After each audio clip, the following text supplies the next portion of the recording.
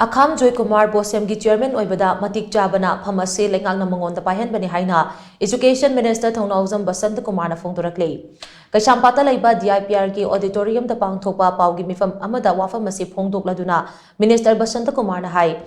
Bosem gi chairman khanbada DPC tawde haiduna ngangnariba si lana uhannaba konapani Masida DPC tawbagi mathau tade matik chaba mioi ama pham asigidama khankhibani masagi chahi humpu helaba Akham Joy Kumar da makhatana chairman gi pham puhali hairiba wafam asisu aranbani Bosem gi chairman gi chahi ga chap manana cabinet mifamna Bosem gi chairman su chahi humpu manga fawba leihanba yai haina warif lawkhrabani Bosem gi chairman sindokna ba Bosem gi employees singna sathariba pen down strike ase mahairi singi yenglaga handokna ba strike sathariba employees singa wari sanare Bosem ase lenga ke makhada lairibani kanagumba employee amana kanglon thugairaklabadi employee adugi mathakta chap chaba action lokhatkani mara leiba sing lenga ke mathakta matik chaba action khudingmak lokhatkani nakal amaromda sasinaba che chang sizinaduna Bosem ge question setter sarambagi damal police na faraba Laisram Rajesh ki mathakta su lenga ki lokhatfam topa action lokhatkani anoba national education policy ki matung ina class 10 ge board ke exam asi hanagumna yamna maru oiba exam oina lawraroi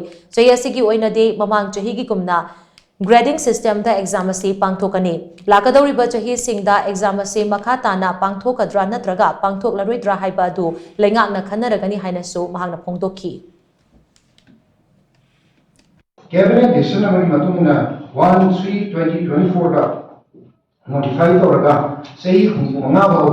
board ki chairman ki yai hai ba government order ba lai kare same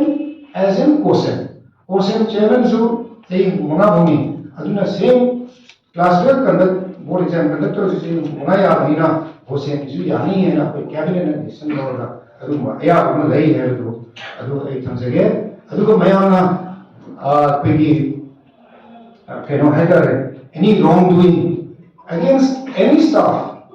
or any employee of BOSEM, including the chairman, any allegation that please furnish requisite proof. The puthopiraga, the furnish to be chap chaba government action. Madu government ki thamni hai to ek thamse again.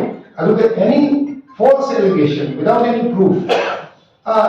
Adu mati tawi arrogant do adu haina tawa si langa to re si ki proof le hai to documents ka doina na asigi government ta thabiro koi chap chana